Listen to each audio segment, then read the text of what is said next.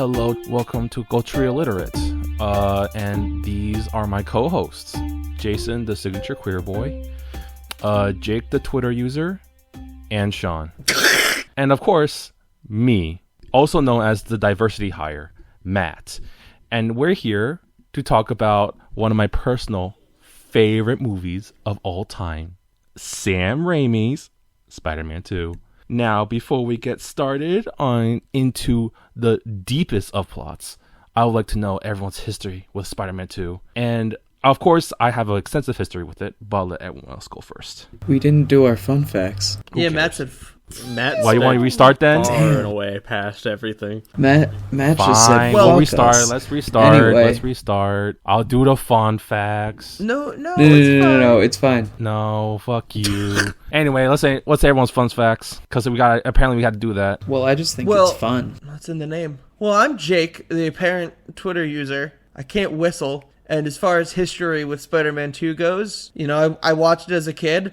I enjoyed it. I've always liked Dr. Octopus. I've seen it several times since then. And, I'll save my thoughts on it for later, but I've seen it a lot at this point. Yeah, I'm Jason. I hate Morgan Spurlock. That's my fun fact. I have a vitriolic level of hatred towards him. Anywho, beyond that, I have seen this movie a few times, but it's been quite a while. Well, actually, it's been about 24 hours, but before that, it had been quite a while. I guess I'm Sean. Apparently, there's nothing special about me to Matt. My fun fact is that I die when I come into contact with plant sperm, and I remember this movie a whole lot, primarily the train scene in this movie, and that's a lot of what has stuck with me since I was little. So, I've seen this movie mostly when I was little, and I don't think I've ever seen it into adulthood, which is interesting, because I don't hate this movie. I actually kind of love it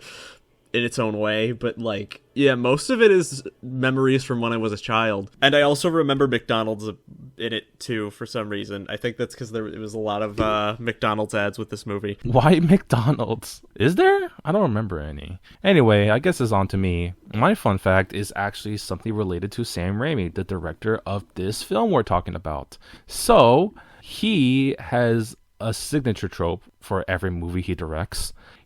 Every movie features an old car that he inherited from his father. It is a 1973 Oldsmobile Delta 88. And you can find it in every single one of his films. It's even in Doctor Strange. It's one of the cars floating in the alternate dimension that's all white, I believe. It's like the broken dimension. And the fun fact is he lost his virginity in that car. And it's always there. And if you don't believe me, read Bruce Campbell's book. He has reportedly at numerous occasions to destroy it and wreck it so that he doesn't keep bringing it back. What every time that happens, Sam Raimi just repairs it, and so it'll never go away. That sounds so funny. And that's my fun fact. It that is a very funny. It is very funny. And I love Sam Raimi for just keeping a car from the 1970s that he lost his virginity in. Anyway, iconic. It is super, super iconic. And I have more fun facts, but we'll get to those later. Anyway, we are here to talk about Spider-Man 2. I actually have to talk about something else first. Oh, okay. So what is that? I told you I'm not going to read the synopsis. I'm just going on my own thing. I know, but I will have Rex that I want to do. Oh, okay. Go ahead. Because I think I'm going to hit you guys with two very, very different recommendations. Yes? The first is I just saw the film How to Blow Up a Pipeline this week, and it is a very intense thriller about how, inspired by a nonfiction, kind of a political book, I guess, the main thesis of which being that climate activism should be more aggressive and less pacifist, and also an argument against climate fatalism, that you shouldn't just give up and be like, yeah, what the fuck, it's too late anyway. So they adapted that into a fictional story about a group of people who all come together to blow up a pipeline for a variety of reasons. I also this past week or so, watched the Magic Mike trilogy, and I highly recommend that. What the fuck, Jake? It's a really great performances from Channing Tatum. 2 of the 3 movies are directed by Steven Soderbergh, and it's kind of similar to the point of the movie. I realized people didn't really take them seriously, I think, because of they being sold on sex appeal, similar to how people don't take Mike seriously as an artist because of the fact that he's a stripper. But if you want like 3 really good, like, fun dramas with good character work and fun supporting cast, for the most part, Magic Mike movies. So yeah, Magic Mike, How to Blow Up a Pipeline. I never ever want to be told that Channing Tatum had a great performance. I contain multitudes. I'm pretty sure that Jason has a standard when it comes to male strippers. I just can't fucking stand Channing Tatum's stupid face. Why? Oh god. He's so irritating to me. I find him delightful. I think he's hideous. Apologies, I had to let the cat in the door. Otherwise, she'll just keep meowing all day. Isn't that right? Come over here. You want to host the podcast, right? You want to host the podcast? I hope she meows so much. You're probably going to be better than Jay. Come on. Come on. Come here. Trying to destroy Jake's credibility. She's too shy. That's what I always do. Anyway, I guess... This is can nothing we talk about the movie now? Can we talk about the movie now? Wait 1 sec, since you're not gonna read it yourself, because this movie contains a certain person, again, who is a scumbag, we recommend checking out It's On Us at www.itsonus.org, which provides support for survivors of sexual harassment and assault, as well as education on consent and what to do as a bystander. Gotcha. Can I do it now? Sorry, I didn't want to leave that out. Yeah. Awesome. All right, so I can finally, after I don't know how many minutes, talk about this movie. Matt, we do this every time. Why are you acting like it's different? It usually takes us longer. Yeah, Matt sped through the introductions. Yeah. Credit anybody. Does it seem like I pay attention at all to when we do these things? Exactly. So let's move on. Wishful thinking. So this is about Spider-Man 2, which is directed by the legendary Sam Raimi, and then being shot by, I believe, Bill Pope, who is a legend. And, 1 second, my computer, I don't want to update now. Okay, there we go.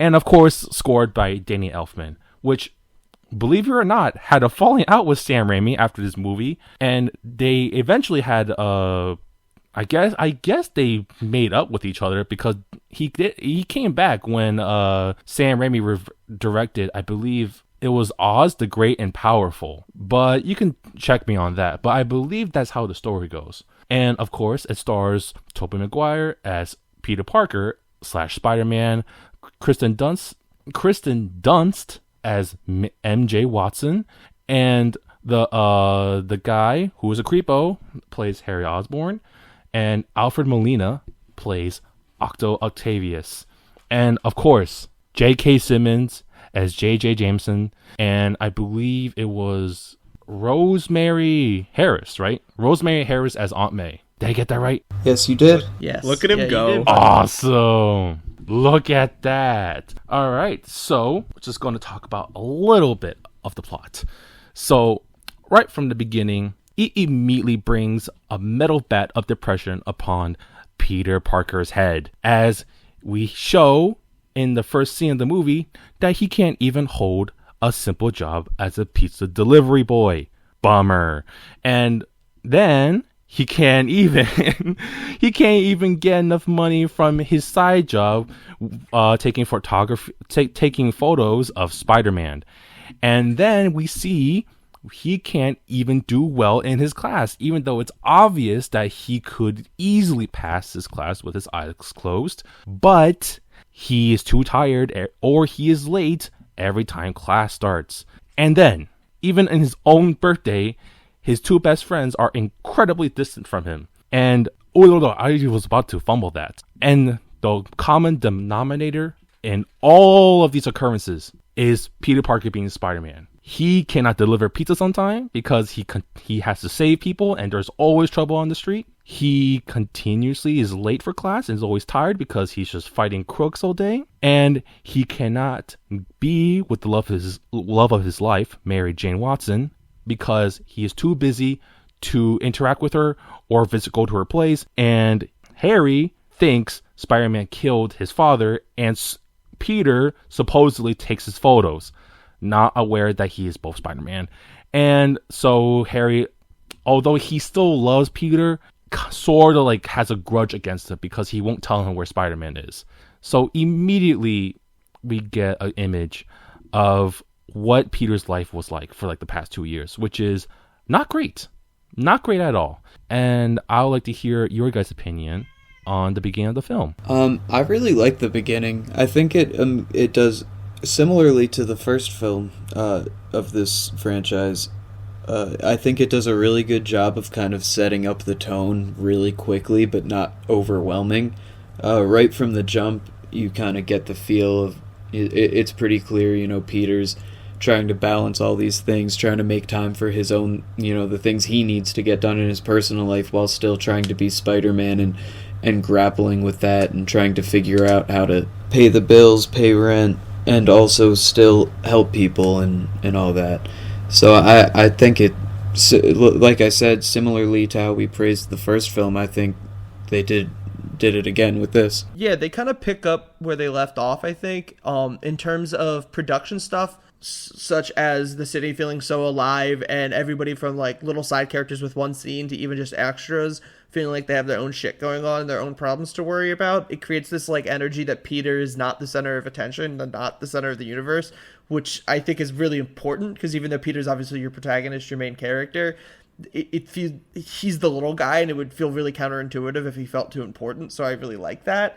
That the people in his life have other things going on and everybody does. And it picks up with like the well-defined relationships he has emotionally with his aunt and with Harry and MJ. I have some issues with the MJ relationship that I'll get into later, but as a whole, I mean, it kind of really just swings right into things, and it feels like just it flows so easily from one into the other. It's almost hard to like you kind of want to watch them back to back because they just fit so well. Yeah, I think this one does a great job starting off, and I think it does a really good job of characterizing how things have continued since the first one.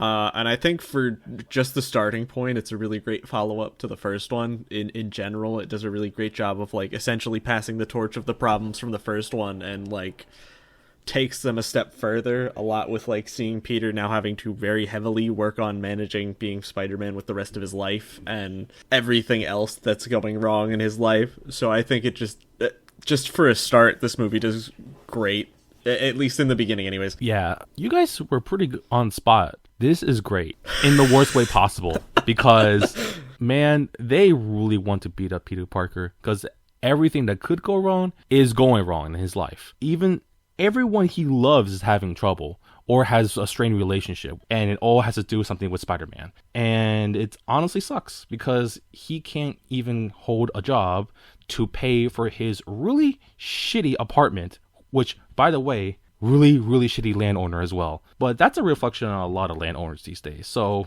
there is no exaggeration in this movie as far as I am concerned. But we're going to move on from that. And we are going to go to meeting Dr. Octavius. So Peter is writing a paper on Otto Octavius and his best friend, I was about to say his actual name, but I don't want to say that asshole's name, Harry Osborn, is funding his next project. And so Harry then allows Peter to meet with Otto Octavius and basically kind of forces him to interact with Peter and have like a little bit of an interview. But after like discussing some science stuff and about Otto Octavius's project, Otto just immediately warmed up to him because he immediately like snapped to him that this kid is very smart and we can get along very well, especially when he was like breaking down how his machine is working. It was honestly really great because they immediately hit it off. And the next scene they show, which is Peter eating dinner with Otto, Otto even says that they were talking for an hour and a half about science stuff. And so you believe their chemistry, you believe that they made that connection, that they can be friends. And it makes it more tragic where this relationship eventually leads, but we won't get there yet. And I want to know what your guys' opinion is. And what do you think of Otto Octavius' introduction? I think his introduction is fine. To be honest, I kind of want to save my opinions on Doc Ock for a little bit further down the line, because we've had these conversations before, Matt, and I know this is where you and I are going to butt heads a little bit, but I don't want to like get too ahead of myself, because I think the intro was perfectly fine and my issues don't actually come just yet. I guess I'll speak from my opinion then. I actually like the way that they I didn't remember much of this movie prior to, and I actually kind of like at least the way they initially characterize Doc Ock, in that like I like the idea of him, and I like the way that they show Peter and him become friends to a degree, and them having a bit of a relationship. And I know it isn't, I wish there were more, like I wish there was more to it, if anything, honestly. I feel like they were leading up to the idea of him being like a mentor to Peter a little bit, and then it kind of gets cut short later on. Actually very shortly. If anything, I wish they had extended that a little more to see more of a relationship between the two. I think that would have actually made his characterization and eventually what would be his downfall a little better. I agree with that. I don't really have much strong feelings on his introduction, but I see what Sean's saying, and I kind of agree with that. But it wasn't necessarily something that I was thinking about while watching it. I kind of felt neutral on it until Sean brought that up, and I was like, well, that's a good point. That is a very good point. Although I personally don't have a problem with it, I could definitely see why it would become a problem, because of what we see is good, but there should be more, especially when introducing your main villain, because the thing is that the stuff that's on screen is good, but you know, if you got to know him a little more and see him and Peter interact more and become closer, it will basically impact his downfall much. It basically makes his downfall much more impactful. And yeah, I could definitely see that. For me, I don't have a problem with it, because I think what we got is just enough for me to care, but it is a very fair point.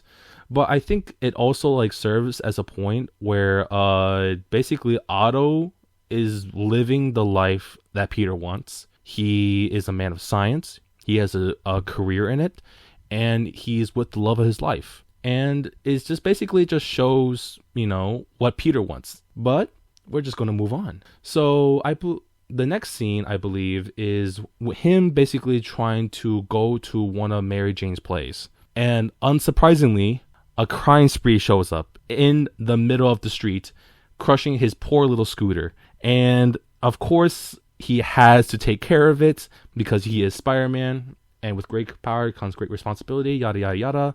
But because of that, he unfortunately misses Mary Jane's play. And by the time he does get there, he sees that she has moved on from him and is seeing someone else. And because of this heartbreak, as he is swinging around, he suffers from what our friend Casey calls performance anxiety, and cannot shoot any more webs and falls onto some pipeline on top of a building. Although it leads to a pretty funny scene of Spider-Man in the elevator and him dragging his broken motorcycle across the wall, which is filled with Mary Jane's pictures. But yeah, I want to hear what you guys think about that. Yeah, I really like that scene. I think it shows the you know, one of the biggest themes and recurring elements of this is kind of Peter struggling with feeling like struggling with like being Spider-Man, and should he still be Spider-Man because he's missing out on so much of his personal life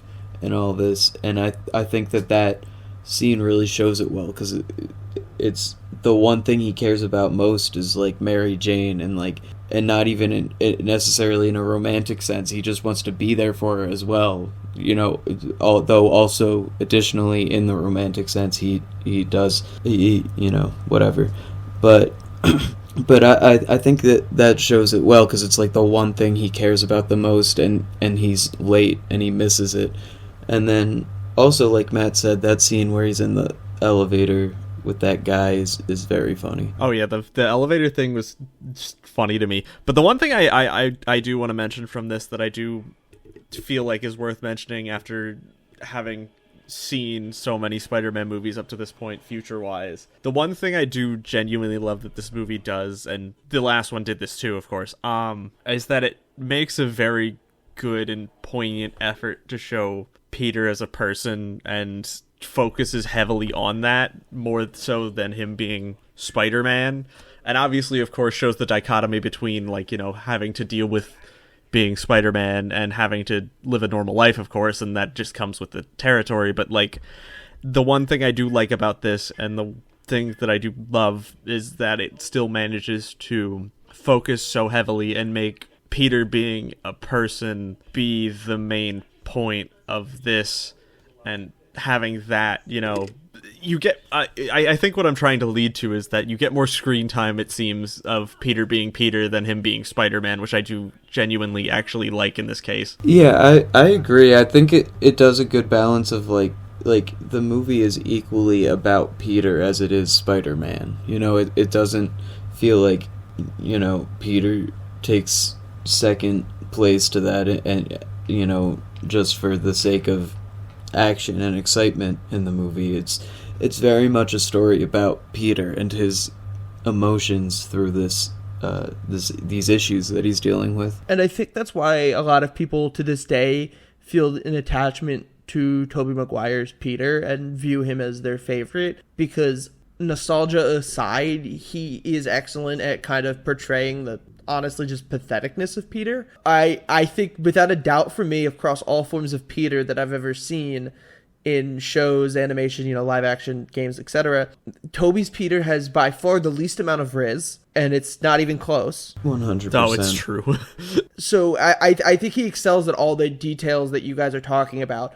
One of my, not to be negative, but one of my problems does fall in my personal complicated feelings about Kirsten Dunst's Mary Jane. Kirsten Dunst is a tremendous actor. Absolutely great. Power of the Dog, fantastic in that. Great in a lot of things. But I think she plays MJ really dull.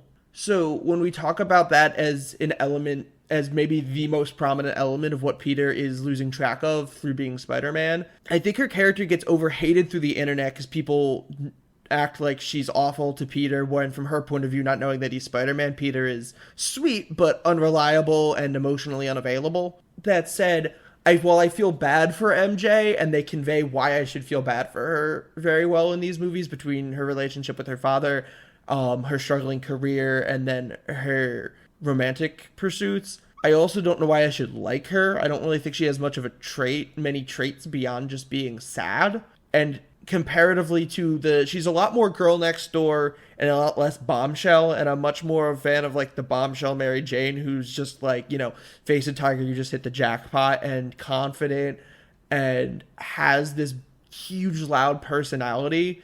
And I just don't feel like I get any of that from Kirsten Dunst's MJ. And when she's just so sad and pathetic, and then Peter's so sad and pathetic, it just feels it's a little too much of the one thing. But anyway, overall, I share pretty much all of the positives that you guys are saying, though. I don't want to be too much of a downer. No, I will say I agree with you. I even brought that up yesterday when I was watching this with Matt. I just feel like, and I don't even fully put it on Kirsten Dunst, it's also just like so much of like her character in this movie is just kind of like there to be sad and cry, and they don't really give her a lot of character depth, and it's just kind of lame and sucks. Yeah, I mean, that's the one thing that I also didn't like, is that her character is kind of reduced to a shallow puddle of sadness, and that's not Mary Jane. So it just kind of gets a little, it wears itself out really quick, and then like all of it feels incredibly melodramatic to the point where it's not, she doesn't feel like a character, and more just like I'm here to be the love interest and nothing more than that, and nothing here more than to cause personal drama, rather than it feeling like she's an actual character, and that kind of does hurt it a bit. I do not have the same problem as you guys. Well, obviously. But at the same time, it does get to a point where it is kind of annoying, and you do dislike Mary Jane to an extent. But at the same time, like, it's not like the movie doesn't explain why she feels that way. Like, even if she wasn't the main love interest, they are still supposed to be best friends, and Peter has not been available to her at all for anything. Like, and if you watch the first one, like the first movie, she struggled getting up. She never really had anyone to believe in her, and Peter was the one to help her get there. But now that she's actually gaining momentum, right, and getting the things that she wants in life, he's not there. to support her. And it just seems like he's just flaking her a bunch of the time. And, you know, like every time he interacts with maybe him specifically, she's just, I don't know, bitter? I can't really, I guess bitter is like the best word for it. And yeah, the thing is that it does make her seem like a two-dimensional character. And I do wish she had more interactions with other characters, just not centered around Peter. But that's the thing about this movie. It's just like it's completely Peter based, but because of that, the other characters do suffer a little bit because nothing happens in this movie without Peter being involved, which for me I enjoy, and I will still take that over, you know, building Mary Jane's character a little bit because I still think there's enough there to make her sympathetic. And I had no idea like people hated her so much because she's not like unjustified in her feelings toward him. Like what it's called misogyny. Before. I don't think that it's. Yeah, I don't think that's true. That she's unjustified in her feelings. I just think that they could have been displayed better and characterized better, and she could have still had depth and while still having those feelings, and still like it's justified that she's being upset about these things and bitter towards Peter, but I think it just comes across as like her being upset all the time instead of her actually displaying feelings well and having depth. Mm-hmm. Yeah, I can certainly see that. And I feel like you could have it but I don't be fully Peter based and still develop that on the side. Yeah, this movie could definitely have like a few extra minutes of a little bit of character development for some of the side characters. Although it didn't really bother me personally, but I could definitely see that. But yeah, I guess because as Jake said before, misogyny, why people hate her so much. She is not unjustified in her feelings toward him, and even then, like, she basically confessed to him at the end of the first movie, and then he just outright rejected her feelings. But not because she doesn't love her, but it's mostly because, you know, he's Spider-Man, and as he stated later on, even in this movie, like, he's going to have enemies, really powerful enemies, and he does not want to involve her at all. With great power comes great responsibility, and responsibility is giving up your dreams to, you know, for the greater good. But as we see here, it's continuously eating at him, and yeah, it's just not that great because nothing in his life is going well. But I'm just going to be going in the full cycle of that if I continue on. So any of you have any additional comments before we move on? No, I don't love you, Matt. Bruce Campbell is great, and I like to think that all of his appearances in the Raimi trilogy are actually secretly the same character, and he just continues to be a dick to Peter. Oh god, I loved him in this. Him being the usher was funny. You know, he's the narrator in the Spider-Man 2 video game, and he is just as sarcastic as he is on screen, and I love every second. But we are going to move on to the introduction of Dr. Octopus. Here we see Dr. Octavius' experiment, I think it was the fusion reactor, take place. So here we got to see like a few characteristics about him, where he is very overconfident and very much has an inflated ego. As much of a good person that he is, those are his fatal flaws, and we will see how those play into him turning into a villain later on. But he's basically is going to create this fusion reactor, which basically will give the entire city or the country, I forget which one it was, but it's basically clean and cheap electricity. And so far, it looks okay, but due to a miscalculation on his part, which he denied earlier in the movie, it starts to go south. And everything starts getting absorbed by this miniature sun located in this apartment. So everything's going to shit. And Peter, who was invited to the presentation, basically had to run off and be Spider-Man to save the day.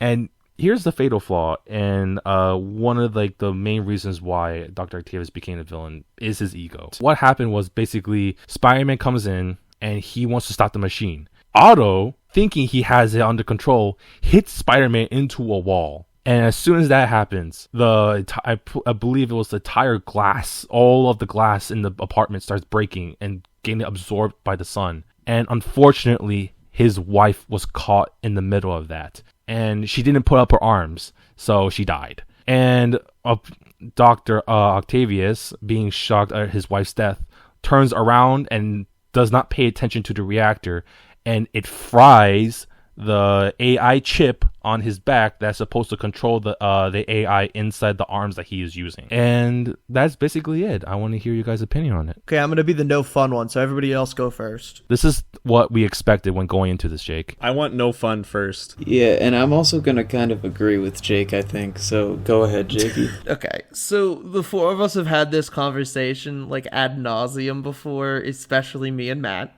I absolutely despise the way they do Dr. Octopus's, I don't know why I paused their origin here, because you have barely met Otto. He is like a scene and a half pretty much, and he seems like such a well-adjusted normal dude, and then you rob that character of all agency over his own actions and his decisions from this point on by having the AI take over.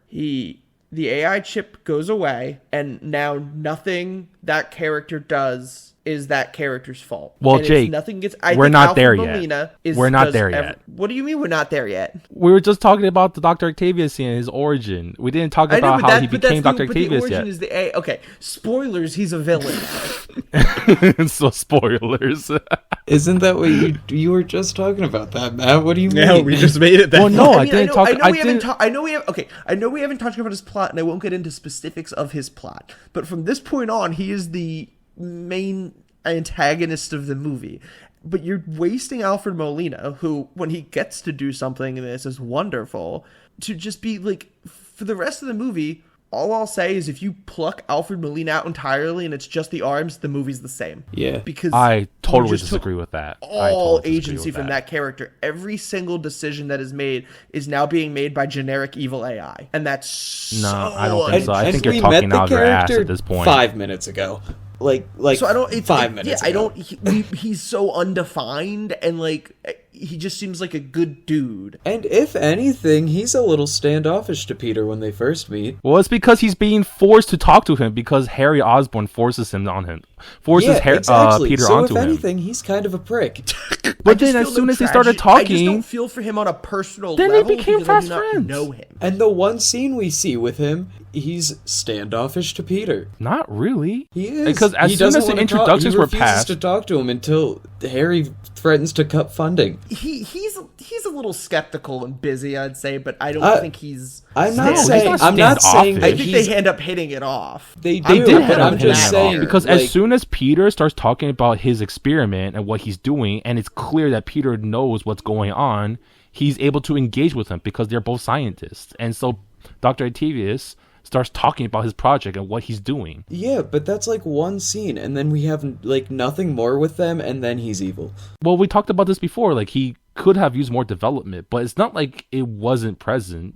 It wasn't though. If he needed more, then it wasn't present. That's it. Here. I agree with Matt on how Otto comes off, but I agree with Jason that they needed to do a lot more so that you actually feel something when this turn happens. That said, even if I did feel something, I hate the idea of making my central antagonist basically a limp body with some cool, admittedly awesome looking arms that do all the actual. Okay, there's no way we're going to hold this off, so I'm just going to skip ahead of the plot a little bit. So we can talk about the I haven't even so had. Basically, let me explain my thing. I'm not saying that he was an asshole to Peter. I'm just saying that like we've only really gotten one scene of them together through this point, and he introduced himself in a little bit of a standoffish way. So really, it takes some getting into him for Peter to actually bond with him at all, and then it's barely shown once they do. See, I can see the part where you say he needs more development. I can't see what you're saying right now. I don't see that at all, Jason. But I'm saying that he needs more because development. That's the point I just said. You say he's standoffish. That goes away as soon as they start. As Peter starts talking. Yes, about the I said he introduced. You can see himself the smile in his face as he and then I said he had to get into it with him, and then they don't even develop it further. They do sort of develop it with the dinner scene. I'm not going to say that he has like the amazing backstory or these two have like amazing friendship. This is not Spider-Man PS4 even though it's not really Spider-Man PS4 anymore because it's on PC. But anyway, it's not like it's totally undeveloped. There are scenes to basically establish a relationship. Although there should be more scenes to solidify that relationship, if you know what I'm saying. Because I can get that part. Underdeveloped. I can get where that comes major from. Fault. Yeah, I can get behind that part because Spider-Man PS4 did Dr. Octavius, the Peter and Dr. Octavius being like, comrades and fellow scientists. They did that much better. But I don't think what we had in this movie was bad at all. But anyway, I do think it was. So bad. Sean, say your thing, so I can move on with the plot, so we can talk about Dr. Octavius and have an argument. Jeez, all right. I mean, I'm kind of with Jake and Jason here. I think, if anything, I mentioned it before. I wish they had developed this a lot more because then it could have had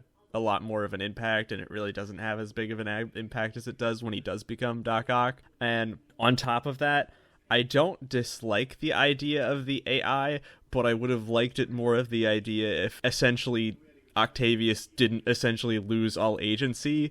I get the idea that it would have been a little bit of a rerun if they did something similar to where he's fighting the AI and you're constantly seeing that, just like they did with Norman and him fighting what is essentially the Green Goblin inside him. It would have been very similar if they just did the same thing over again, but it really does take away from a lot of it when you just kind of go like, okay, well, none of this is technically Octavius's, or I guess it is all Octavius's fault, but like none of the actions he is doing are his, and therefore it's really just a man puppet attached to 4 robotic arms. Yes. Okay, we're good? Okay, so Yes. I'm just going to move on to a scene I'm pretty sure none of us dislike, the hospital scene. Absolutely. Because Yes. it is the scene where Sam Raimi brings out the same Raiminess and lets you know, Casey, if you ever listen, that he directed Evil Dead. Yeah, Casey's a dumbass. He is a dumbass. We were He was watching. like, we were watching this scene. Wait, did Casey not know that? Listen to this. No! We were watching that scene, and he goes, Sam Raimi should have directed horror movies. That's what he's known for. God. I thought he was messing with me because he usually does. I was looking at him, like waiting for him to smile and laugh at me for believing him for a second. But no, his look was super genuine. He And I was so thinking, sincere. He was so sincere when he said he shouldn't have done horror movies. And I was thinking, does he not know? Is he really messing with me right now? And I asked him, he directed Evil Dead, right? And he's like, oh shit, I'm a fan of Evil Dead too. And I was like, why didn't you know Sam Raimi directed those movies? Yeah, the shot in the scene we're talking about, he's in the hospital and he murders, and the arms murder all the doctors when they try to remove them. That, like, the POV shot, the shots that look like they're like a POV from the tentacles attacking the people, is like the same as it's what he used for like the vines and tree limbs and shit POV shots when they're like some questionable decision, but like when he has the trees sexually assault someone in Evil Dead, it's like the same shots. Yeah, like it's so evil. Fuck. Like I feel like even if you didn't know, if you've seen Evil Dead and you didn't know who directed either one, you'd see that scene and be like, oh, it's the same guy. Oh god. Anyway, Yeah, it was moving on from ridiculous. Casey and his stupid brain. The scene is absolutely incredible. I absolutely love how many practical effects there are, and just how like gory it is without being like rated R. Because I'm pretty sure this scene originally was supposed to have gore in it, but because they wanted a PG-13 rating, they had to tone it down. And if this is the toned down version, I can't even imagine what the gore version would have been like. Because people get stabbed, people are dragged into darkness, and it's not fun for the doctors, that is. And the thing is, it's just like, there are CG shots in it, but it's so hard to tell because Sam Raimi does a fantastic job. And even throughout the movie of like marrying the practical and CG effects. But I'll let you guys talk about it because I talked about it enough. Yeah, I think I mean this scene's fucking fantastic. The camera angles, it's very like we already established horror-esque, and it's just despite this not being a horror movie, it doesn't feel out of place for it to have that it still feels very at home in this movie, but it is truly just every shot of it is just like stimulating and entertaining. Yeah, I think this is where, like, there are a couple scenes in this movie that I really just genuinely love, and this is one of them. I think there's a lot of moments that this movie has where it just really shines, and this is one of those parts where you personally see Sam Raimi kind of shine through. And if anything, it does go to show, like, I think in a great way of, like, Doc Ock is something that's, like, genuinely threatening, and I like the idea of the POV that they did from, like, the tentacles perspective as it, like, murders everybody in the room, and I can imagine some of the ideas of where this would be a little bit more violent. So, like, all around, it's such an interesting, like, it does such a great job of making, like, him out to be a genuinely threatening villain. So I do like that in this case, just isolating this scene. It's peak. Yes, definitely. Top 5 all time. That's all you gotta say? All right. Then I guess we'll move on. I definitely climaxed at this scene. Okay, so, God damn it, Jason. No, I can't go on. I keep laughing. Okay, shush you. Okay, moving on. So the next scene after this is it's not the exact same scene, but later on we basically get to see Doc Ock in the basically giant abandoned building that will be our final set piece, and he's basically staring at the water, basically saying that I fucked up. Like, because of my mistake, my wife is dead. I nearly destroyed the city. And he was basically suicidal at that point. And then he hears voices, and this is where everybody's problem in this podcast, except for me, comes in as he starts to hear voices. And basically it's basically the AI coming from his tentacles. I should not have said that. I regret saying that.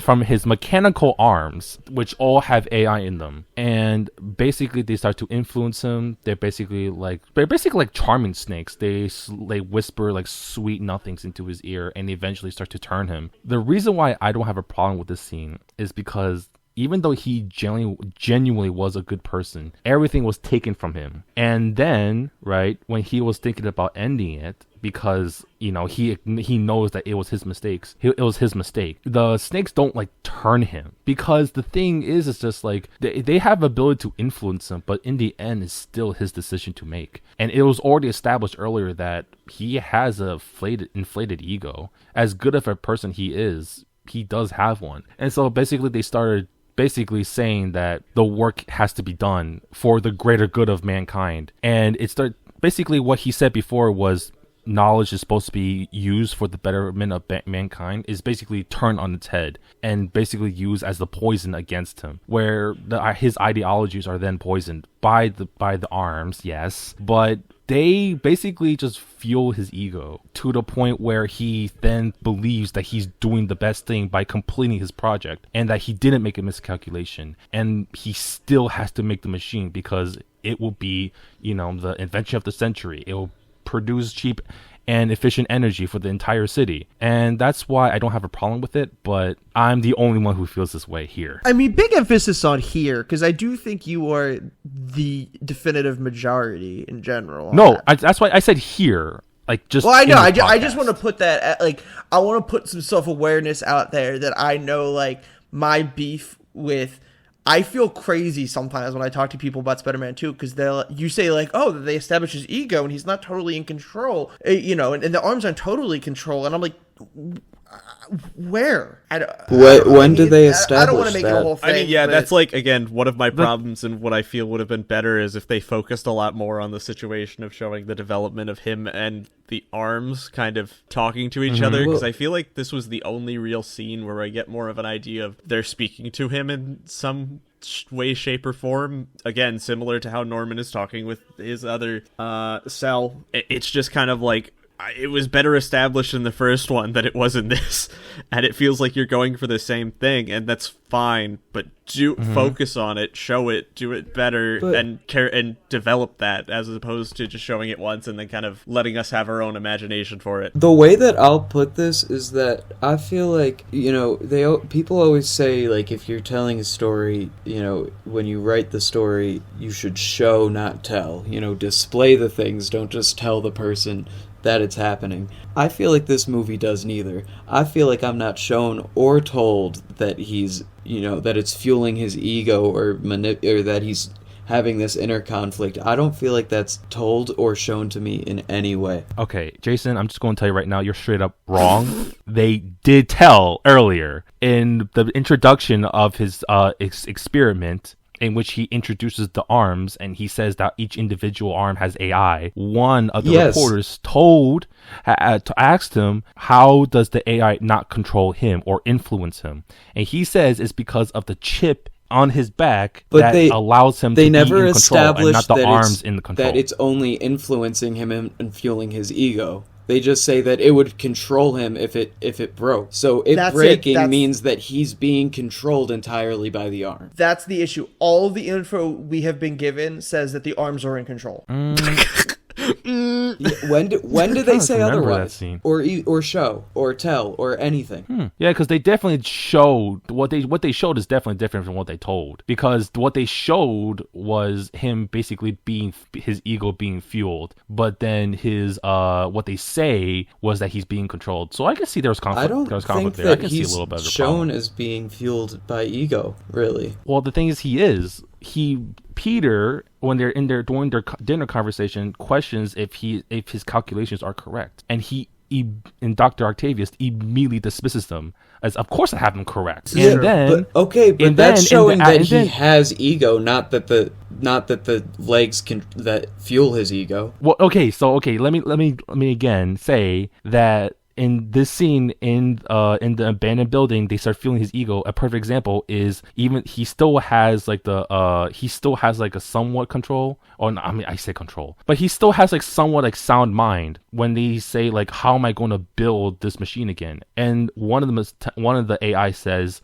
to steal it, and then he says, I can't steal. I'm not a criminal. And then when the tentacles speak, I'm just going to say tentacles, whatever. And the thing is it basically told him, and he reiterated, the true crime would be not to finish what we started. Yeah, so the legs did that then. Yeah, because that's the part that I always get. The legs take him everywhere he goes, do they not? And they do all the actions for him, right? And he has no control over himself? I also don't get the argument of him not being a criminal at that point, because also the arms just murdered so many people, and you're gonna... Well, the thing is, he was totally unconscious for all of those things. Exactly!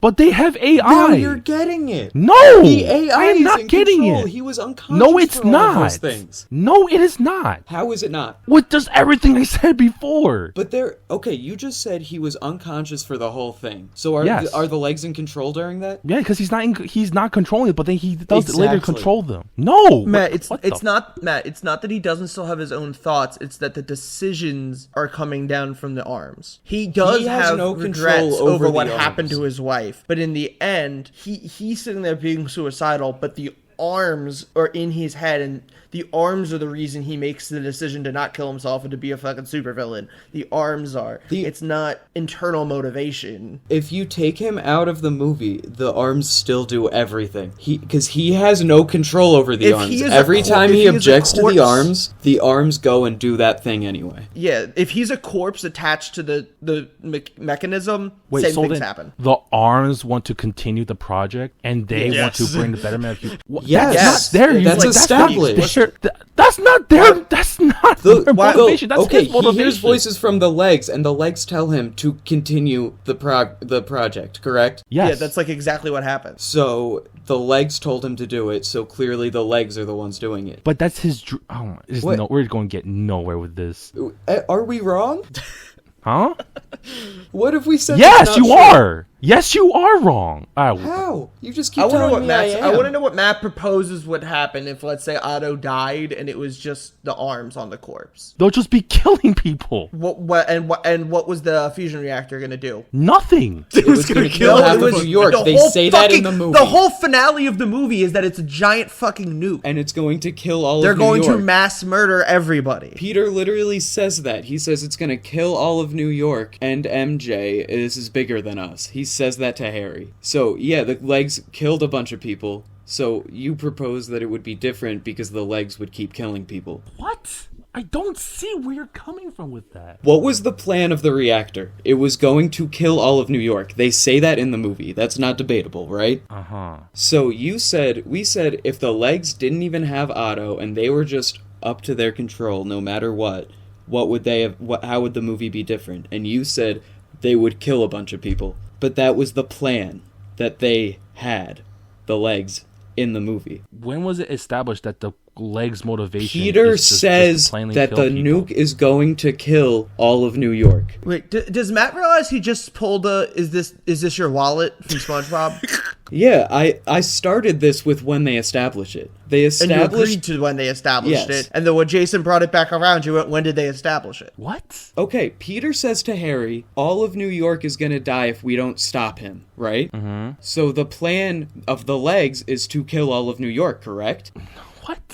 What do you mean, what? I really need to watch this. I am honestly trying. I am honestly trying Okay. to see. Like, What is the legs' plan in this movie? I don't know. It's to kill all of New York. Peter says it. He doesn't say that. He does. He says if we don't No, he stop it, doesn't. all of New York is going to die. He doesn't say it's because it's not because directly of the tentacles. Wait, The Matt, tentacles are the ones... Are you proposing that the tentacles just wanted to create their fusion and And just accidentally just we're live going to kill all happily of ever New York? after? No. I don't... No, that's not what I'm proposing at all. So they were planning to kill all of New York. But like the thing is just they do have sentience, but I don't remember them establishing that the tentacles want to kill everyone. Why else would they Because be the making thing- a nuclear reactor? the art And why else would they have needed the inhibitor chip? and the art. And why would they have explicitly said that they were going to kill all of And New why York? would the arms be the one to tell Octavius to start building the reactor?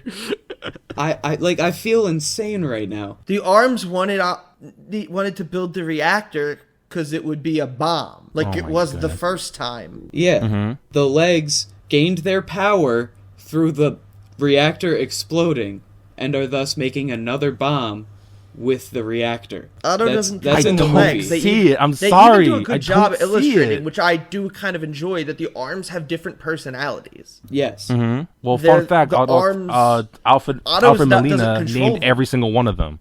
Okay, we gotta move on because we're over an hour deep. Yeah, we're gonna have to continue this conversation like off stream because I okay. don't see I it. don't even know what you don't I- understand. I also want to establish I'm not really trying to convince Matt of anything. I feel like when people have conversations about movies and there's differing opinions, I feel like oftentimes it devolves into this weird like, I think I'm smarter than you and I want you're wrong about this. And the reality is this is a movie that just there's certain elements of it that did not connect with the rest of us, that connected with Matt, and that quite frankly okay, here's the problem. Here's the problem, vast right? majority Is of that people. I honestly don't see it, but I'm not gonna say because you don't like this movie or they have problems with it, it's because you're stupid. That is not the case. Yeah, and that's No, why I love and I'm love not you guys, trying and to I love convince doing Matt this. Oh yeah, exactly. Of anything. That's why I'm I honestly just trying to yeah, see I- like him to understand I'm honestly trying to see my what you guys' perspective is. I just want to appreciate that because I think again that's why I love you guys and love doing this with you guys, because I feel like we're able Yeah. to have these conversations and I can better understand what Matt sees in this movie from hearing Matt talk about it than if we didn't. And it just a lot of times I think in internet discussions about film it gets so toxic, and like I don't want it to be sitting here like we think Matt's like an idiot or something. It's just Definitely not that. it's like we're Absolutely trying not. to fit our heads and we're trying to fit ourselves into each other's brains, and that's just never going to be a perfect fit because we're fucking different people. No, you don't understand, guys. My Well, opinion is right and everybody else is wrong. Well, the thing is just like I guess it can go back to what we were talking about before, where oh shit, well, sorry, there's an ant on me. So I think I can kind of connect the dots here because there was shut up, Sean. But I can definitely like see like how like this confusion can be warranted, because as we said before, and I basically found out from you guys, was the origins of Dr. Octavius, though bare and are enough for me, are bare. And so they can be like, it can be really like gray and watery when it comes to like how things work, like the arms, which, okay, here's one of my pet peeves. Believe it or not, I have pet peeves with this movie, is the scientific breakthrough, which is the fusion reactor. Why aren't the arms a scientific breakthrough? That's fucking true. Yeah, we were talking about that too. Like, yeah, exactly. I was because even I was really weirded out by that. Exactly. Like they are basically an extension of his body. Do you know how like incredible that would be in the scientific world? And what that would do for people with disabilities of any kind? Yeah, that's what we were talking about too. Like that would just completely change the world, and they gloss over that, and they're like, exactly, it's such a side thing in the movie, right? Like, they just sweep right past it. Exactly. So I was wondering, like, why no one ever brought that up? That was my pet peeves. But yeah, like as I was saying, I'm just going back because we're getting sidetracked and it's already been over an hour. Yeah, we got to speedrun some plot. I do got to speedrun some plot. So oh my god, we're not even like halfway through yet, I believe. So basically, they're due to like just not establishing enough about Dr. Octavius in the beginning, it can cause some confusion, especially how he works, how the tentacles work, how the arm works, how the AI works. They're a little muddy, and so I could definitely see how that can cause confusion. Because for me, I see it in one way, but like, because they don't establish, and as we figured out, how the arms work are like conflicting, because they say one thing and they show another, and that's just more confusion. But okay, enough of that. Moving on. So basically, Peter and Aunt May visit the bank because Aunt May is being kicked out of her house, and basically Dr. Octavius is there to rob a bank, and there we get the first confrontation between Dr. Octavius and Spider-Man. Honestly, great scene. The first fight scene, it's pretty good, and I love the use of the practical arms, especially when he was like grabbing the money bags with the practical arms. That was really cool, and the fight scene was also very well done. And all banks carry gold coins in their safes. Just FYI. All right, what's your guys' opinion? Amazing fight scene, and more comic book movies, superhero movies should have bank robberies because it just feels so classic and just simple and nice. And I think that just like you think about it, there's not a lot of bank robbery things in superhero movies, and there should be. But yeah, it's fucking awesome, and Aunt May's a badass. If anything, I just have a real quick thought. Agreed with everything Jake said, and I also want to give props to the effects in this movie while we're talking about this scene. Because for 2004, the CGI is not bad at all, I feel like. There's a few times like where it's a little iffy, but for the most part, given the time it was released in, I give them props. I feel like it holds up a lot. Jason, I really want to talk about that and the train fight scene. The one thing I was gonna say that that I said about the first film that I do genuinely love about this is just that it like is inherently so heartfelt and loves being a comic book movie, and you see a lot of that in just small little things where it's like, oh, Spider-Man stops a bank robbery, even though in this, like, again, it's the first time he sees Doc Ock and everything. I love that it inherently is so passionate and so loving about the idea that it's a comic book movie, and yeah, we're gonna have these things that are so inherently just a part of being a comic book, like, you know, the most stereotypical thing you can imagine, but it runs with it and it just does it unapologetically, and I love that. Yeah, that is very good. So I'm gonna basically condense some story together. So basically, Peter has a really shitty night where basically at the same night, his love of his life is getting married to another man. His best friend publicly humiliates him while drunk because he won't tell him where Spider-Man is. He then, because of suffering from severe depression, starts to lose his powers and then starts to question why he became a hero in the first place. And this all culminates into a scene which I feel like people don't talk about enough, where he was basically talking with a doctor who, great guy, because he seems very understanding of Peter's situation, and basically says, what do you want to do? And this question like takes Peter back, because like he never really thought of what he wanted in his life. For all his life, it was just about, you know, great power comes great responsibility. Great power comes great responsibility. And he never really stopped to think like what he wanted in life. He just saw everything everything he wanted in life go away and just be taken away from him. And so then he has this like dreamlike sequence in which he's talking to Uncle Ben, which I really enjoy, because basically he just can't like fight crime because of his guilt anymore. At least that's how I interpret it. Like, for so long he's just been ridden by guilt because of his actions that led to Uncle Ben's death. And now he just can't do it anymore because everything in his life is just awful. He doesn't have a life. And so what he chooses to do is just stop being Spider-Man. He takes the costume and just throws it in the trash. And that's where I'm going to end it, because my next favorite scene comes up next. But I want to get your guys' opinion. So I think Spider-Man No More, the story they're adapting largely here, is a really good choice of story to adapt for a Spider-Man sequel. And I think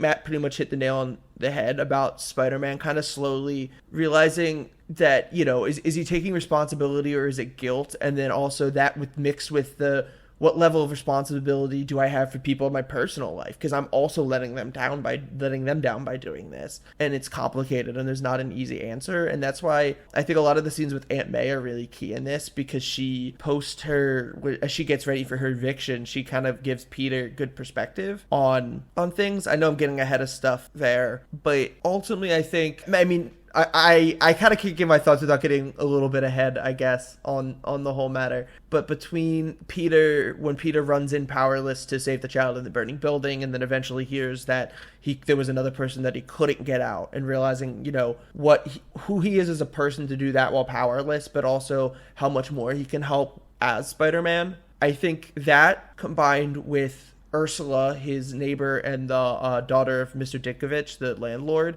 who Mr. Ditkovich, I think, other than J. Jonah Jameson, to me, is like the most iconic side character in these movies, offers Peter a piece of cake, and that kind of shows it's the little things that help. It's not just that action that she does has a ripple effect that actually really helps so many people. It helps bring Spider-Man back, and it helps Peter as an individual.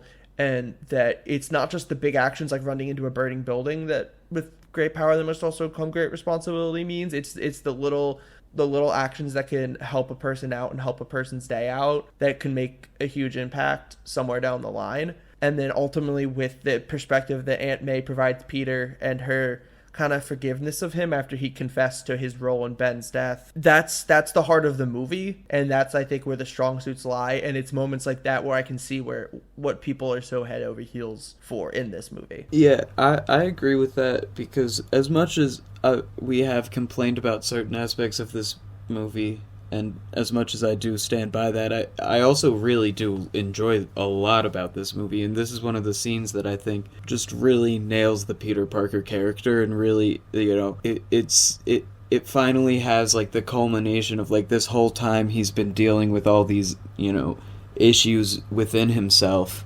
You know, it's a very man versus self conflict in this movie, and we finally see the culmination of him figuring things out a little bit and coming to terms with things and moving on from things. And I think it's done in a very good way, and I think Tobey Maguire did a fantastic job in this scene. Yeah, I don't think there's much I can really add to this other than, like, genuinely, yes, I love that they do touch on a lot of the small personal interactions that really make a person, like Jake said, that can really make a person's day and really change the outcome of things, and just general, in terms of, it could just be for one person making their day better, and it can be in terms of just generally being nice to people, making society as a whole better. So I like the way that they kind of portray a lot of that in this movie, and it is really what I genuinely think makes this movie in general, and this first one too, really great, and what really makes them shine for me. I totally agree with everything you guys said. I do want to touch on a couple things. One of my favorite scenes, excuse me, in this movie is the raindrops keep falling on my head scene. I love it. It's is that the scene cheesy. Where he's walking down the street? Mm-hmm. Yeah. Mm-hmm. This is, and he trips over. I just want to tell Jake and Sean that I referred to this as like the reverse scene of Spider-Man 3, where he's walking down all edgy. I had that exact It's thought like that, but in it. reverse. That was my immediate thought. I was like, it is that scene, except he's like dorky instead of being edgy. We'll get to that later. We will, but go on, Matt. I was just gonna say, I just love that scene. I love just the not give a fuck attitude he was just having, especially when the cops were coming by, and then he just takes this humongous bite of this hot dog, which, fun fact, was a tofu dog because Tobey Maguire is vegetarian. But like, he just doesn't give a shit. He's just living his life. He's doing well in school. He's doing things that he wants, and then he's finally able to make it to one Mary Jane's place.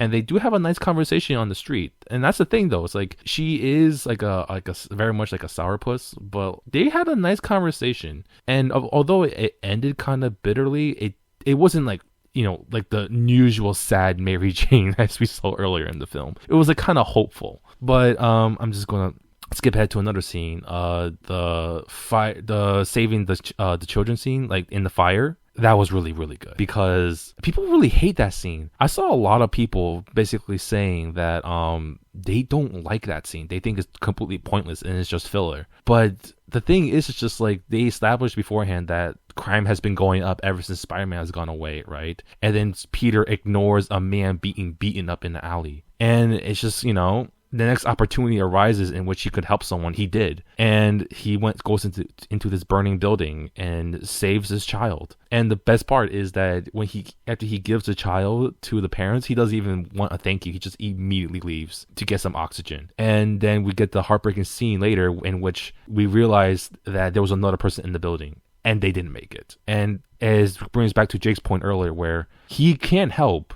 but it's just not as much if he was Spider-Man. He could help so much more if he was Spider-Man. I mean, I'm kind of okay with him leaving that guy getting beaten in an alley because he already beat an old lady with a stick last that movie. All right, but were you going to say something, Jake? Oh, I was going to say, I actually kind of, if I could take a second to real quick kind of rail against this whole concept of filler that you mentioned, because I think that's largely so bullshit. Obviously, I'm not going to say there's never an instance of a movie or show of there being useless filler, but people look at a scene and see it as filler just because it doesn't have direct plot relevance and not whether or not it has relevance to the characters and the themes of the movie and just the general world of the movie.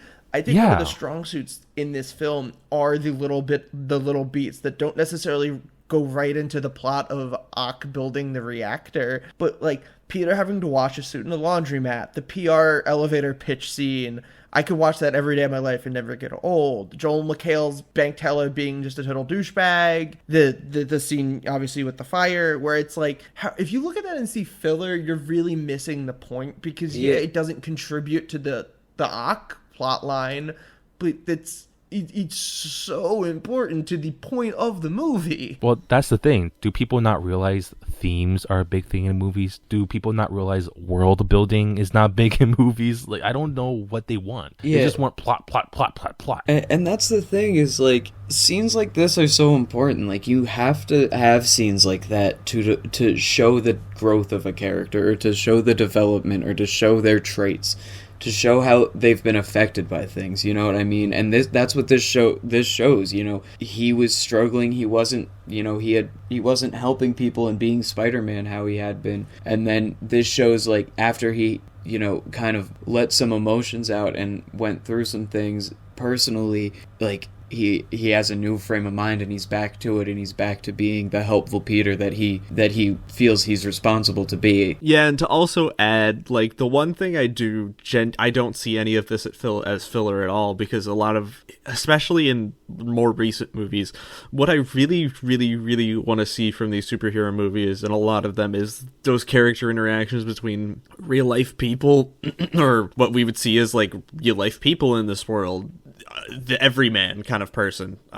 Seeing, like, all of that, I want to see more of that. Honestly, what I wouldn't give to see, like, an adaptation of Marvel's for film, I would love that. And it's just the idea that, like, what I really want to see and what I feel like superhero movies have gotten away from in recent times, and this is more something that I could compare to with, again, later on movies and not what we're currently watching, but, like, for later on, what we tend to get a lot of is less interaction between, like, those superheroes and the people they are saving, and how it's now currently become more of a superhero political drama between all of the superheroes. But what I really love with this, and what I really love with those small interactions, is you're seeing, why are these heroes to begin with? What are they doing? What makes them a hero? What are they doing? Who are they saving? Why are they saving people? What's the purpose here? And those little interactions, and seeing the people and just how the world operates, and seeing how these people are in this world, and how they are just people. Everybody's a person. They're not just like a random character that's thrown in there so that you get like ha ha ha funny bank teller guy.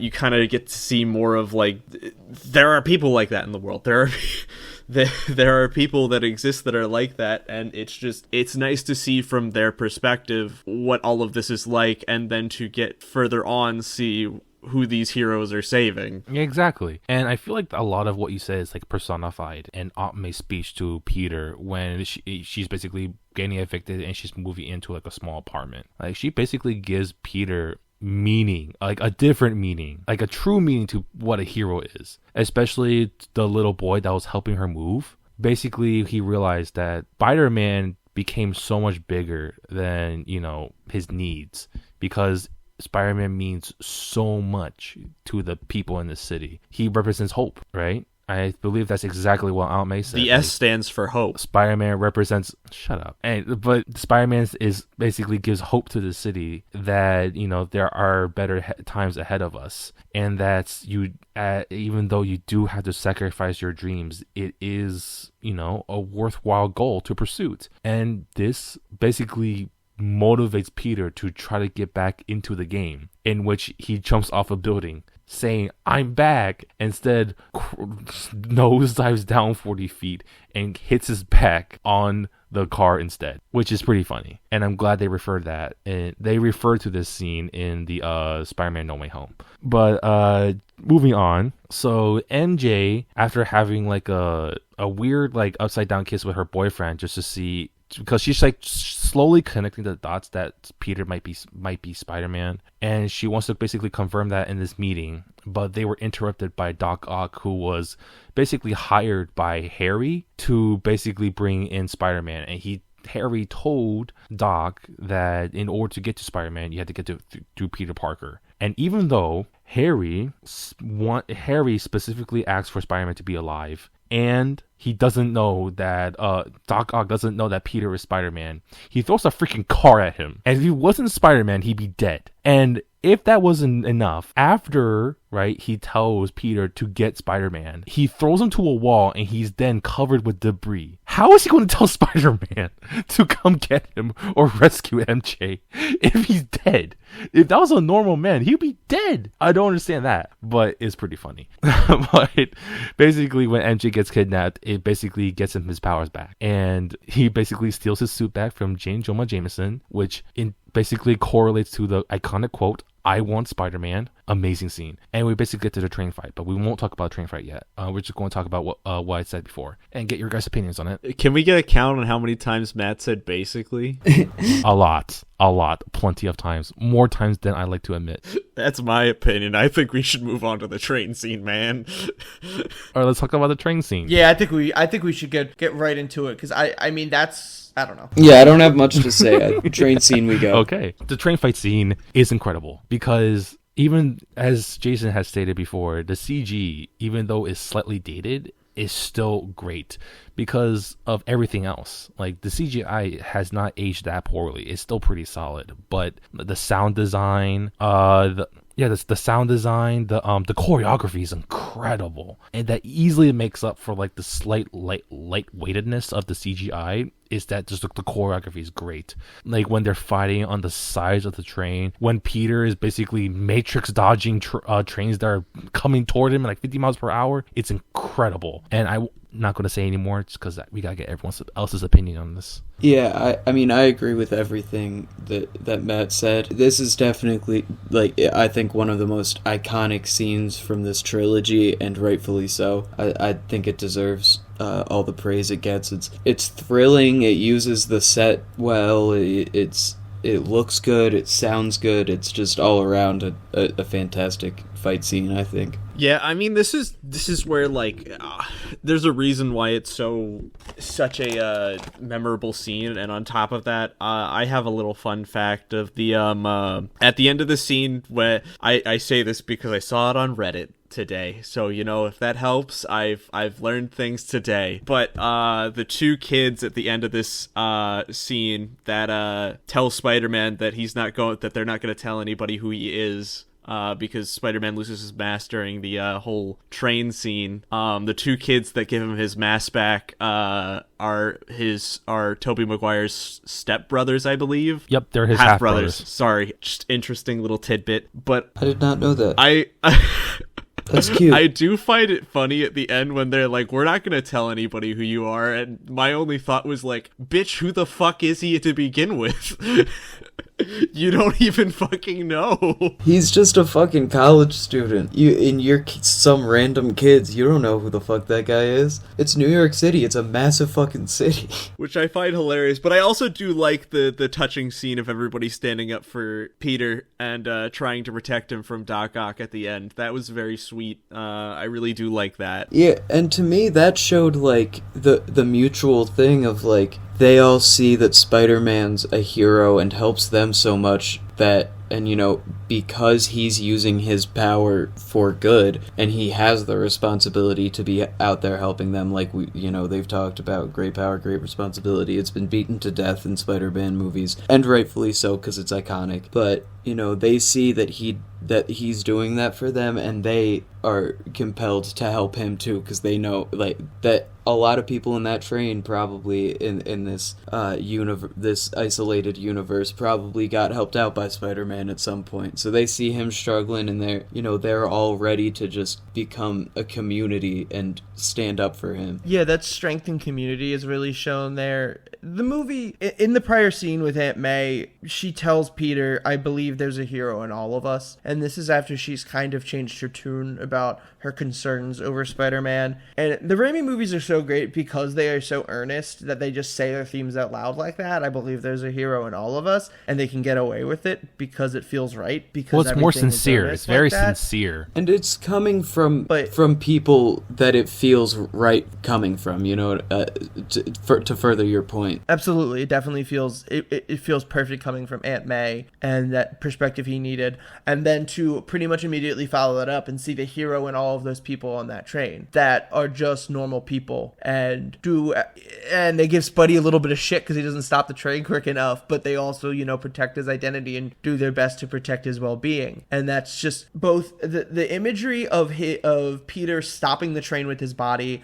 followed by them carrying his body is just in tandem, back to back, is the perfect visual representation of Spider-Man. And I think that's why it is still to this day probably the most iconic scene. I feel like I'm saying iconic a lot in these Spider-Man episodes, but it's true of any Spider-Man movie. Well, yeah, it's just a personification of like the themes of the movie and what Aunt May said, what Spider-Man represents to the city. He's hope. He's their hope. That's why they fight. They literally just try to defend him from a super villain who they obviously don't stand a chance against, but they try because of what he represents to the city. And it doesn't matter like how many like J. Jonah Jameson articles come out about how he's a masked menace or how he did this or did that. They know what Spider-Man what he represents and what really is about, and so they'll protect him. And it's such a satisfying scene that he gets the gratification that he so rightfully deserves, because this movie is just beating him up this whole time. And finally people get to see what's under the mask, which is what one of the characters quoted: he's no older than my son. He's basically a kid protecting an entire city, and no kid should go through that, but he chooses to. And that's really, really inspiring. And then also, Sam Raimi and Bill Pope do like the coolest fucking transition shot where they zoom in on the Spider-Man logo and then it turns into Harry's apartment. Mm-hmm. Oh, we didn't even talk about the transitions because I wasted so much time. But during the first transition, the transition of the train fight scene in which he was swinging through the city, and then it transitions out of a lens of Dr. Octavius's glasses. If you guys remember, that was an incredible transition. Oh god, yes. Agreed. So basically, because of Spider-Man stopping the train, he is totally out of energy. So by the time Doc Ock comes for him again, he has no strength to fight back and is knocked out. Then Dr. Octavius brings him back alive to Harry Osborn, and as per agreement, gives him more of the, what was it called? Basically another way to make a nuclear weapon. And Harry, wanting revenge for the death of his father, wants to basically see the face of Spider-Man before he dies. And then he realizes, oh shit, it's my best friend Peter Parker. And honestly, like, this this scene should have gone on a little longer, but in the end, you do see like the heartbreak in Harry's eyes. Like, he's so conflicted. He doesn't know how to feel. Like, it looks like he's about to like yell at him but cry at the same time. Sorry if you can hear my cat. She is super needy. Meow. Right now. What do you want? Do you want more butt pats? I agree with Matt. I love the scene with Harry. It feels very Shakespearean with him with the dagger and pulling off the mask. Harry kind of serves as the central antagonist in the trilogy. Obviously, he doesn't only become a full-on villain to the third one, and in the first one, he's just straight up Peter's best friend. But there's always this kind of like antagonistic force with him between Peter's, I think, envy of his financial well-being and his envy of Peter's family, and then also the kind of both of them having a bit of a thing with Mary Jane. Yeah. Well, so the thing, Harry is just as important to these movies as Peter in a lot of ways, and I think while Harry is a little more pushed to the back of this movie, I think he is one of the most interesting characters, and this scene shows that. Yeah, and it's because of what you said before. Like, they are building this like string between Peter and Harry since the beginning, because he was seen as a disappointment to his father, but yet Peter, who is his best friend, basically like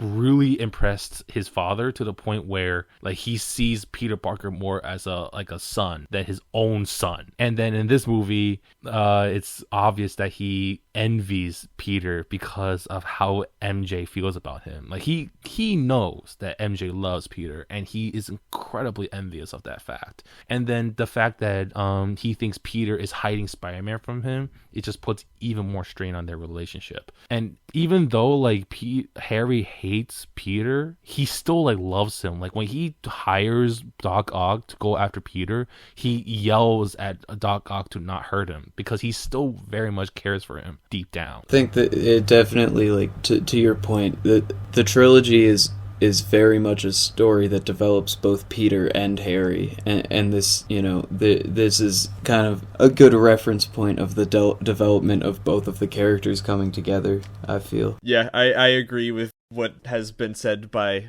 everyone here. So we're finally near the end. So Doc Ock, and after Peter finds out where Doc Ock is, he goes to the abandoned warehouse where Doc Ock is building his new machine and has a final confrontation. And although not as good as a train fight scene, obviously, it's still a pretty solid fight scene, especially with like the use of practical effects. I really like the use of practical effects. And then eventually, like, Doc Ock is about to stab Peter Parker, and then Peter basically web grabs the giant electrical wire, and so instead of stabbing Peter, he stabs the electrical wire, which then puts Doc Ock into shock. Peter then unplugs the machine, but unfortunately it's self-sustaining now, and so he has no idea what to do. So what he does is go to the now somewhat like rehabilitated Doc Ock, but Doc Ock is still somewhat under the influence of the mechanical arms, but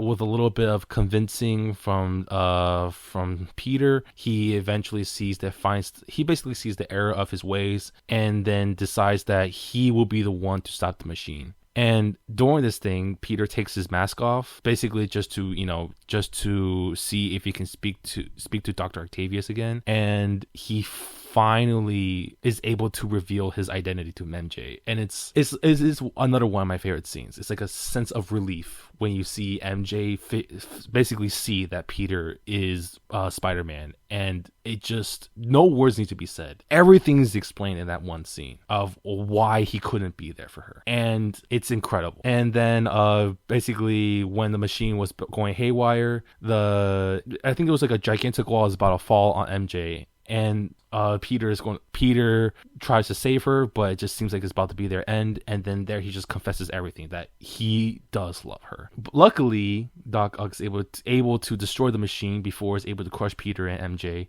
and Peter and MJ get out of there. And unfortunately, despite Peter able to not only show MJ that he's Spider-Man and tell her that he loves her, he still chooses, to be responsible and to let her go. Because in the end, he chooses to sacrifice his dreams for the sake of, being Spider-Man. And it's really sad. But yeah, I'm done. You guys can share your opinions. Yeah, I like the final scene, the final fight. I don't think it's anything to write home about. Like Matt said, it's not as good as the train scene, not to discredit it. It's just that the train scene's amazing and it's right before it, so it kind of takes away. And I agree that I also love Mary Jane. I feel like, to me, like, that's the moment of the movie of like relief, when like Mary Jane finds out that Peter's Spider-Man, because it's like all the stress that was between the two of them, like now there's an understanding there, and you kind of get like a sigh of relief, like, oh, even if they're not going to be together because Peter's being Spider-Man or whatever the case may be, like, there's at least an understanding and a respect, and there's still love there, and there's no lost feelings, because, now it all makes sense and it all falls into place. I enjoy the final action scene just as much as I enjoy all the action scenes in this movie. They're such a highlight, and they use Dr. Octopus's arms so well for such just fun fights. I have a big issue at the end of the movie, and that is Otto's death. Aside from the fact that I just don't feel that sad about it, because I don't feel like I truly know Otto, my bigger issue is the way Peter just kind of lets Otto sacrifice himself. It feels so out of character, not just for like source material, but for the Peter that we've seen in this very movie, who just stopped the fucking train with his body, that Peter makes zero attempt to prevent Otto from being the one to sacrifice himself. Spider-Man as a character, including this version of him, is the type of person who will absolutely fall on a grenade to protect a person who just tried to kill him. And it really rubs me the wrong way, as just for a movie that I think, so written by Alfred Goh, Miles Millar, and Michael Chabon, I don't know. They seem to understand the character very well for such a large portion of it, and then just completely misunderstand him at the most fundamental level. And I know that the argument can be said that, well, Peter's holding up the wall and saving MJ, but Otto already goes to sacrifice himself before that, and there's not like even any sign of like Peter reacting to the fact that this person he admires is about to die. He's just kind of like totally selfishly focused on the fact that MJ finally knows, and it just really rubs me the wrong way, because I feel like it goes against everything else about the past, not just this movie but 2 movies. Other than that, I think it's a good climax. Yeah, I think it's the same for me. Everything up till that point kind of is like, okay, this is fine, this is good,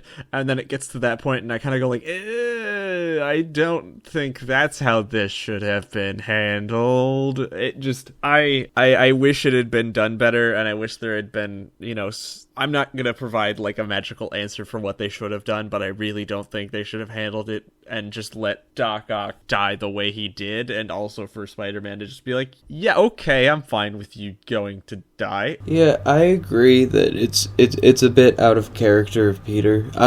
It's not something that bothered me that much, but I do think, like, at the very least, I think they could have at least shown him having some kind of emotional response. To me, he seems very flat and just fine with Otto dying, and that's the part that really bothers me. Not so much that he let him go, more so that he just seemed fine. Like, I would have liked it if it were the idea of, like, Peter trying to do something and then Doc Ock essentially stopping him, and Peter still trying to stop Doc from doing anything, but him eventually succumbing to his his own plans to end everything and save everyone in the process. I think that would have still been better than what they had done here. Yeah, I agree. I don't, but I could definitely see where it's coming from. But I don't know. Like for me, like I don't really see it that way. I just see it as basically Dr. Octavius basically seeking redemption, and basically Peter not letting him do basically have his own redemption. But at the same time,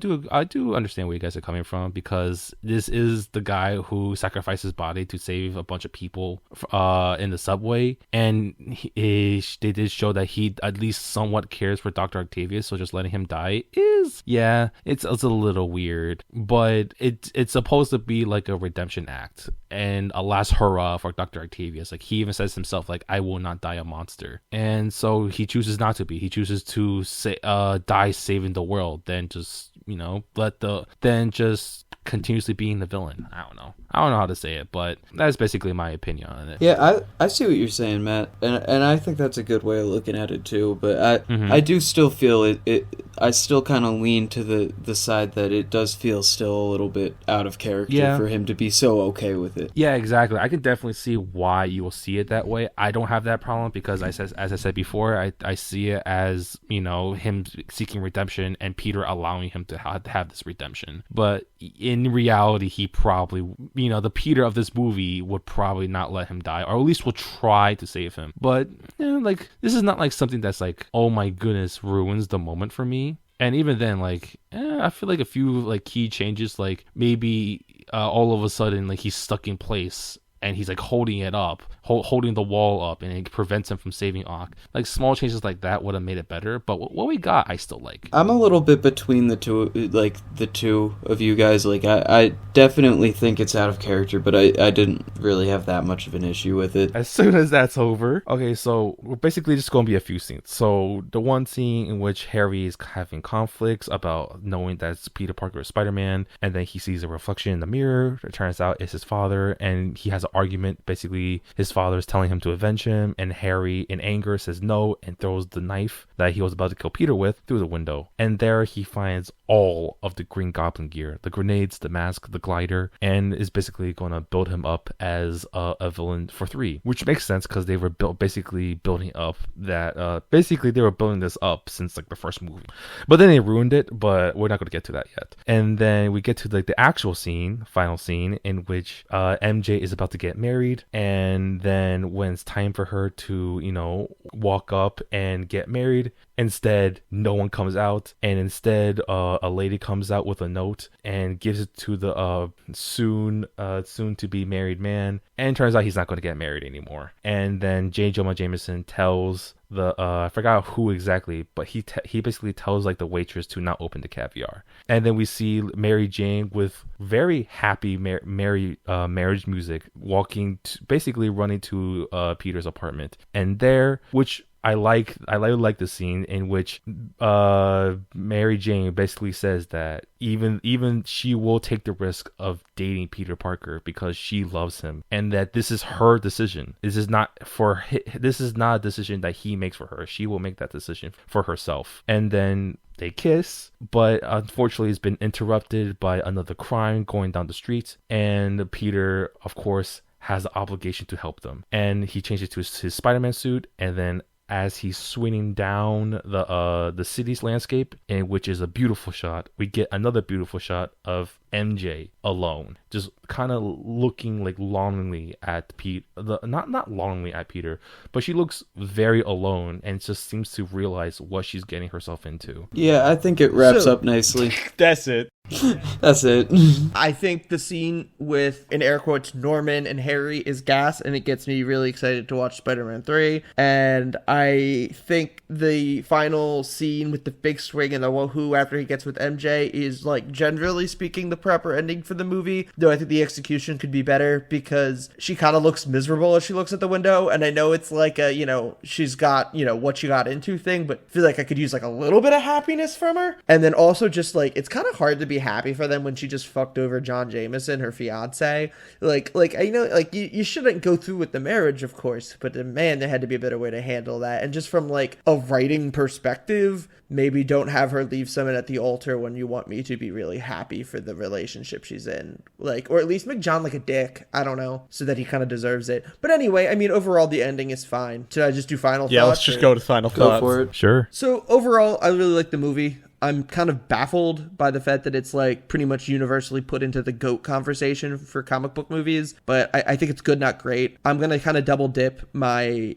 So negative wise, I don't love the MJ. How I think these movies have never really fully knew what to do with Mary Jane. They kind of just make her a damsel in distress, and as a result, I'm not super invested in the romance, unfortunately. There's overall, though, a lot to love. Tobey Maguire's great. A lot of the characters in the movie are fantastic, from the ones that are really important, like Harry and Otto with the little bit he gets to do as himself, Aunt May. But I'm going to double dip for my least favorite thing and my favorite thing are both Dr. Octopus. As far as the least favorite element, it's specifically that I feel like the character loses his agency with the AI being in control. And then ultimately also, of course, not loving the execution of his big final sacrifice. I think him making the sacrifice is the right move. I just don't like the execution. And overall, I get what Matt has said as far as the AI stuff goes, but I still think it could have been handled far better. It's just kind of, at best, muddy, at worst, lazy to me. And my favorite part, though, is the action that results from Ock. They made full use of that character visually. The tentacles are really cool, they're really scary, and they're just awesome. Just like,